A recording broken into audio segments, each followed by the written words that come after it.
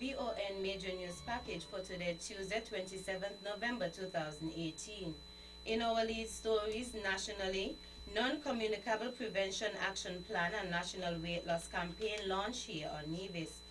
And the Federation CIU due diligence process still one of the strongest in any CBI program, says CEO of CIU. Regionally, hotel workers get pay hike as job cuts continue in Barbados. Internationally, Trump's ex-aide Paul Manafort lied to FBI, Mueller said. And in sports, Yasser Shah takes 14 wickets in innings win for Pakistan. We'll have the details to these and other stories after this message.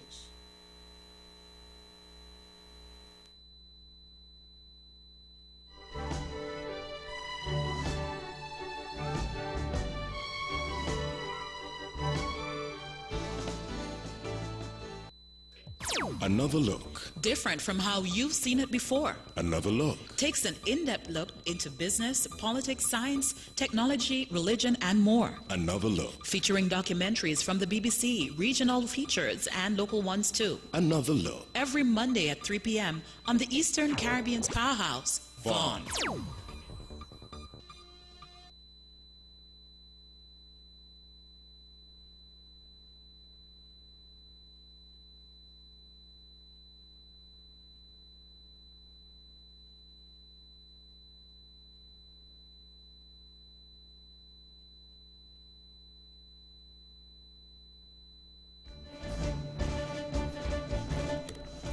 Welcome back, and now the national news in detail.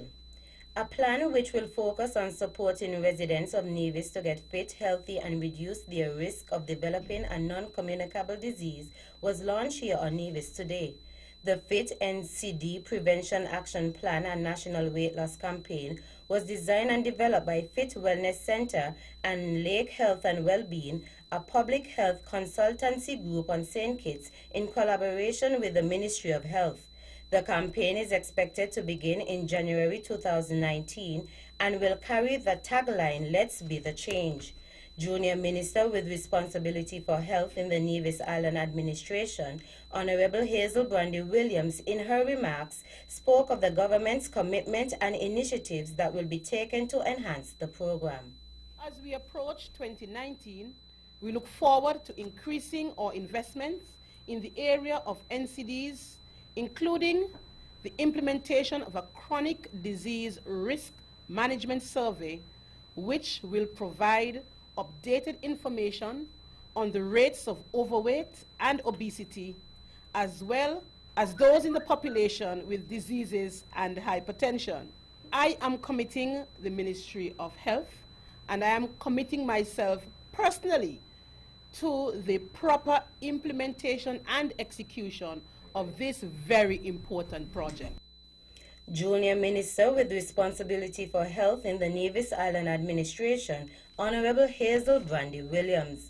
In related news, the financial cost of NCDs, whether the direct medical costs or indirect costs, are not thoroughly documented. We know, however, that our greatest burden of disease is non-communicable diseases, and this burden is increasing. Chief Medical Officer for Nevis, Dr. Judy Nisbet. Dr. Nisbet made the disclosure while speaking at the launch of a non-communicable prevention action plan and national weight loss campaign here on Nevis this morning. Dr. Nisbet also said the NCDs are the leading causes of hospitalization here on Nevis. The top 5 causes of hospitalization in 2017 were hypertension, diabetes, hypertensive heart disease, stroke, and chronic renal failure. Additionally, at the district medical officers' clinics at the 6 health centers around the island, the conditions most frequently seen are hypertension and diabetes. It would be logical then to say that a significant portion of the health budget allocated for patient care is used for care of patients with non-communicable diseases. Similarly, we can infer that a significant portion of the human resources expenditure, such as personal emoluments, goes towards caring for persons with non-communicable diseases. Chief Medical Officer for Nevis, Dr. Judy Nisbet. Almost 4 weeks has passed since information regarding an economic citizen who conspired to launder billions of dollars embezzled from One Malaysia Development Berhad, Malaysia's Investment Development Fund, and conspired to violate the Foreign Corrupt Practices Act by paying bribes to various Malaysian and Abu Dhabi officials. Subsequently, it was disclosed in a statement from the Office of the Prime Minister that the man Joel Low, 36, became an economic citizen of St. Kitts and Nevis under the Denzil Douglas-led administration in 2011, but has never at any time entered the country. Furthermore, the Team Unity-led administration then took the decision to deactivate Mr. Low's SKN passport through Interpol in June of this year. However, the VON Newsline contacted the CEO of the Citizenship by Investment Unit, Mr. Les Khan, who informed that the due diligence process in the unit is one of the strongest there is. Last year, Henley & Partners cited us as being one of the strongest due diligence companies and one where the standards need to be followed. We follow due diligence through international due diligence companies and through international law enforcement agencies. We make sure that our potential economic citizens go through a strong vetting process that entails checking against sanction lists, checking against terrorist financing, fraud lists, various warning or watch lists maintained by various international partners, and as a result, no decision on any application is made without a combination of these two happening. We also asked Mr. Khan if the situation with Mr. Low hampers the platinum standard of the Citizenship by Investment program. I don't think that any of these situations hamper the going forward of our program and where the program has come from. Most of these situations that we have seen have been made in previous decisions, and the only thing that we have done through the current administration and the changes that have been made is that we've strengthened our process, and so much to the extent that, we are considered the platinum brand. CEO of the Citizenship by Investment Unit, Mr. Les Khan. The 16 Days of Activism Against Gender-Based Violence campaign, better known as the 16-Day Campaign, is being observed here in St. Kitts and Nevis. 16 Days of Activism Against Gender-Based Violence is an international campaign to challenge violence against women and girls. The campaign runs every year from 25th November, the International Day for the Elimination of Violence Against Women, to 10th December, Human Rights Day. It was initiated in 1991 by the first Women's Global Leadership Institute, held by the Center for Women's Global Leadership at Rutgers University. The Department of Gender Affairs on St. Kitts has planned a number of programs to observe the 16-day campaign with the support of several agencies and special interest groups such as UNESCO. Some of these activities include the distribution of brochures and posters depicting the commitment to end gender-based violence, distribution to be done in schools, health facilities, and government offices. The launch and workshop read the Domestic Violence Protocol and Human Rights Presentation, and the launch and workshop read Gender Policy Project. The theme for this year's observance is Orange the World, #HearMeToo. The government of St. Kitts and Nevis is currently undertaking the project entitled Strengthening Coastal Road Infrastructure Resilience to Geophysical and Climate-Related Hazards in St. Kitts and Nevis. The project will evaluate the vulnerability of the coastal road network to climate change and geophysical hazards and develop a project to strengthen the resilience of coastal roads, specifically in the communities of Fort Lands, Irishtown, and New Guinea. The project includes community surveys that will assess the vulnerability of the targeted communities to climate change and geophysical hazards and their capacity to adapt. Representatives of the consultancy firm CEAC Solutions Company Limited assisted the students of the Clarence Fitzroy Bryant College and representatives of the Public Works Department that will be undertaking community surveys in the following communities: Fortlands, McKnight, Irish Town, The Village, Halfway Tree, New Guinea, and Sandy Point during the period Monday, November 26 to Friday, December 7, 2018. In this regard, the government is seeking the cooperation of citizens and residents in the identified communities in order to ensure the successful completion of these important surveys. Friday, December 1st is World AIDS Day. St. Kitts and Nevis will join the international community once again to observe World AIDS Day 2018 under the theme Know Your Status, Get Tested. The Ministry of Health will host a number of activities to increase awareness on HIV testing, the benefits of testing, as well as to increase the number of persons getting tested for 2018. National AIDS Program Coordinator in the Ministry of Health, Mrs. Gardenia Destang Richardson, said that the ministry is working to support the UNAIDS 1990 initiative and encourages all persons to get involved by promoting and applying safer sex practices to reduce the number of HIV infections and achieve the ultimate goal of ending AIDS by 2030. The UNAIDS 1990 initiative states that by 2020, 90% of all people living with HIV will know their status, 90% of all people with diagnosed HIV infection will receive sustained antiretroviral therapy, and 90% of all people receiving antiretroviral therapy will have viral suppression. The activities will begin with the Minister of Health World AIDS Day address on December 1st, Leaders Forum on December 4th, Workplace and Key Population Testing on December 5th and 6th, and General Testing Day on December 7th. The general public is advised that the persons administering the HIV rapid test are trained and certified by the Ministry of Health, and all information received is kept private and confidential. The HIV test is fast, reliable, and results are returned in just about 15 minutes. World AIDS Day is held on December 1st each year, with the first ever Global Health Day held in 1988. Reports reaching this media house have revealed that Scotiabank will be closing its branches and entered an agreement with a Trinidad-based leading financial group to take over its banking operations in 9 non-core markets in the region.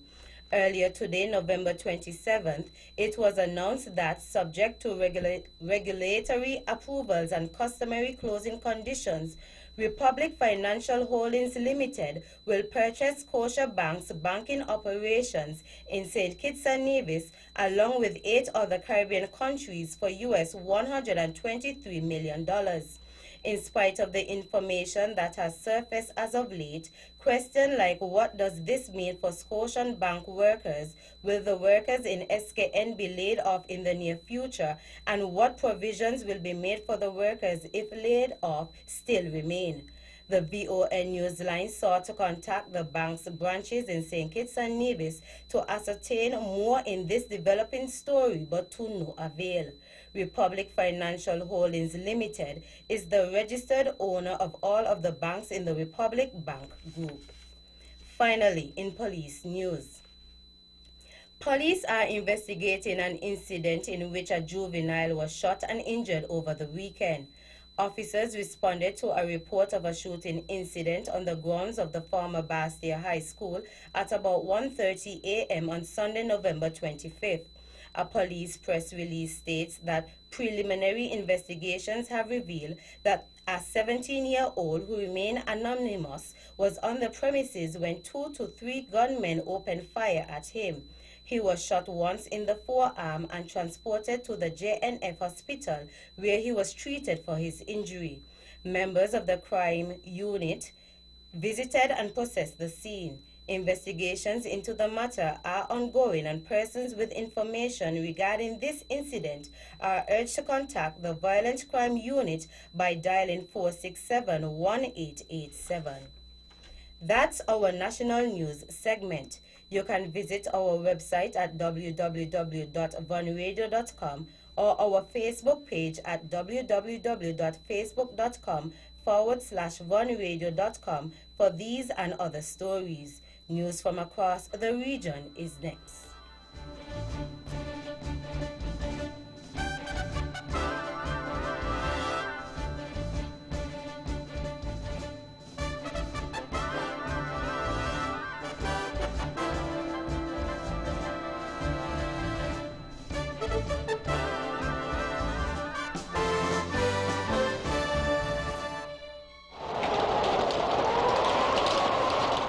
We are in the hurricane season and danger is right upon us.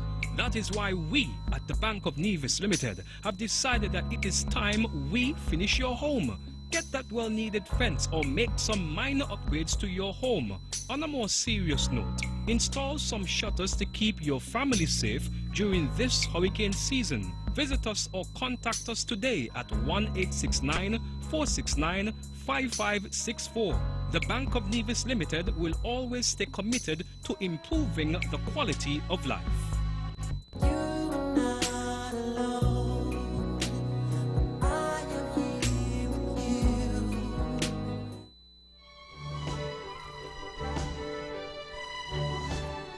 Welcome back, and now the regional news in detail. In Barbados, where the retrenchment process in the public service continues, possibly into the pending Yuletide season, one group of workers will be smiling all the way to the bank this Christmas. The Barbados Workers Union and the Barbados Hotel and Tourism Association have reached a historic wages agreement that will see about 5,000 employees in the sector receiving a 5.5% pay hike starting December 15, 2018 and ending in 2020. The hotel and tourism workers will receive a 2% increase in the first year, another 2% in the second, and a 1.5% raise in the third year. The good news for tourism workers came even as the BWU's General Secretary, Senator Tony Moore, warned that government's mass retrenchment exercise, which has seen hundreds of workers at state-owned enterprises losing their jobs in recent weeks, could last into next year. She gave the caution as it was revealed that 75 of the approximately 750 workers at the Barbados Water Authority would be going home by the end of this week in the first phase of the agency's restructuring exercise, which falls within the government's wider retrenchment program. News from Trinidad and Tobago. The country's highest-ranking female politician is calling for a national response to the issue of women murdered as a result of domestic violence. In a statement commemorating the United Nations International Day for the Elimination of Violence Against Women on Saturday, opposition leader Kamala Persad-Bissessar said violence against women in the Twin Island Republic remained at unacceptably high levels. She was also quoted as saying, "We must do more to protect our girls and women, and that children should also be taught that violence is not the answer." The former Prime Minister pointed out that the 2017 National Women's Health Survey for Trinidad and Tobago showed that 1 in 3 women who experience intimate partner violence remain quiet about their experience, and most survivors did not seek or receive assistance for their situation. She urged all citizens to join in the 16 days of activism and Orange the World #HearMeToo and work towards ending this violation of fundamental human rights. Finally, out of Guyana. 1 week after his shock diagnosis of cancer was announced, President of Guyana David Granger is scaling back his public appearances to focus on his health. According to an official statement released by President's office on Sunday, November 25th, President David Granger, consistent with advice from his team of specialist doctors at the Centro de Investigación Médico Quirúrgicas in Havana, Cuba, continues to take precautionary measures in light of his recent diagnosis of non-Hodgkin lymphoma. As such, due to his continued treatment, the head of state's public engagements have been reduced. Notwithstanding, President Granger continues to perform his duties. The 73-year-old president and his wife returned to Guyana from the Republic of Cuba on November 20, 2018, and confirmed that he had been undergoing tests and treatments for the cancer thereover for the last 3 weeks. The stage of the cancer has not been revealed, but Sunday's statement noted that given the diagnosis of non-Hodgkin lymphoma, the president's medical team performed a number of medical interventions, including the first round of chemotherapy treatment. That's it for our regional stories. Stay with us for news around the world.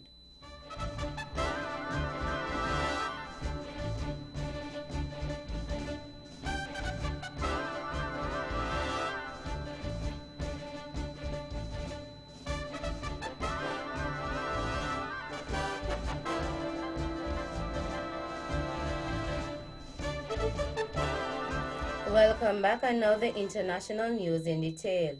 U.S. prosecutors say Paul Manafort, Donald Trump's former campaign chief, has breached a plea bargain agreement by repeatedly lying to the FBI.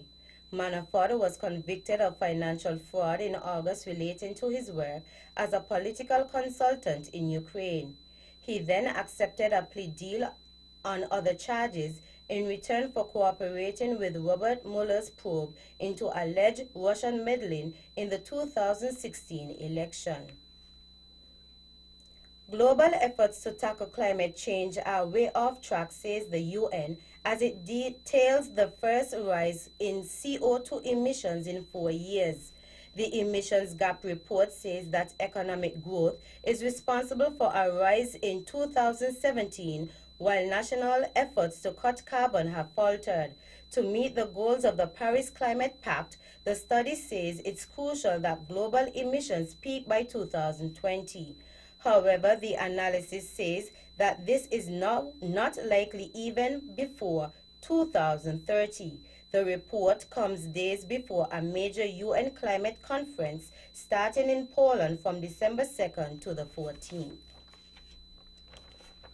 Finally, French President Emmanuel Macron has outlined a wide-ranging strategy to move away from fossil fuel against the backdrop of recent nationwide protests over fuel tax rises. More in this Hugh Schofield report. This was a long-planned speech on policy in which President Macron was obliged to react to events. The nationwide protests over fuel tax may now be beginning to run out of steam, but the government can see that the cause still has massive support among the public. The president said he fully understood why people were protesting, and he conceded that the government's method, imposing clean energy from on high, was not the good one. So there would be more consultation. But beyond that, the president said that France had to stick to its environmental course, which means weaning people off high-polluting vehicles and reaching what he called a totally decarbonized economy by 2050. That brings us to the end of our news segments. The latest in sports is next.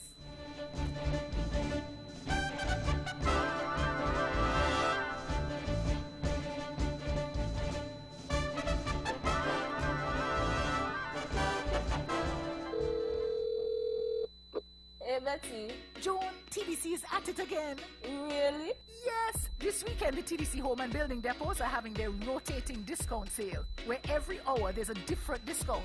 And if you're at the cashier and the buzzer goes off, you get an additional 5% off your purchase. I'm going to put my shopping list together right now. The TV for Steve, the cookware for Auntie Becca, the sofa for the den, paint for the bedroom, cutlery, and a new lawnmower. I hear you. Be sure to pick me up earlier because this is one sale we can't afford to miss. TDC is Christmas.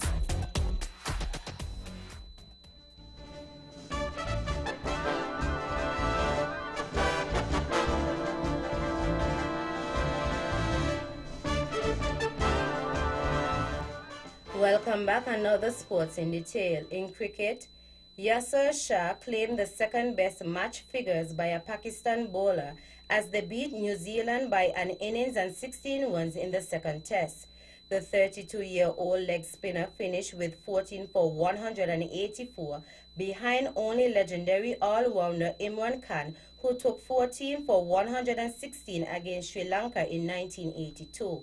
Scores: Pakistan 418 for 5 declared, New Zealand 90 and 312. Pakistan won by an innings and 16 runs and leveled the series 1-1. Finally, veteran all-rounder Deandra Dottin was the only West Indies player named to the All-Star team for the just concluded ICC Women's T20 World Cup. While the hosts underperformed in failing to defend their title, Dottin stood out especially with the ball as she claimed the joint most wickets with 10, along with Australian seamer Megan Stott and teammate off-spinner Ashley Gardner. The 27-year-old, a sharp medium pacer, produced career-best figures of 5 for 5 against Bangladesh as West Indies got their campaign up and running with a convincing 60-run victory in Guyana. With the bat, the right-hander scored 121 runs, with the most by a West Indies player, which was good enough to place her in the top 10 for the tournament. Dottin had a top score of 49 against Sri Lanka in St. Lucia and also struck 46 as West Indies pulled off a dramatic last-over victory over nemesis England in their final preliminary match at the same venue. That's it for the sports segment. The general weather forecast is next.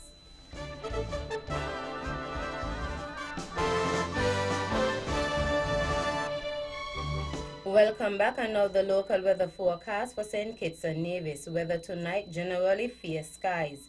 Weather tomorrow, fair to partly sunny. Winds easterly with speeds ranging between 11 to 22 kilometers per hour or 6 to 12 knots and occasionally becoming variable or calm.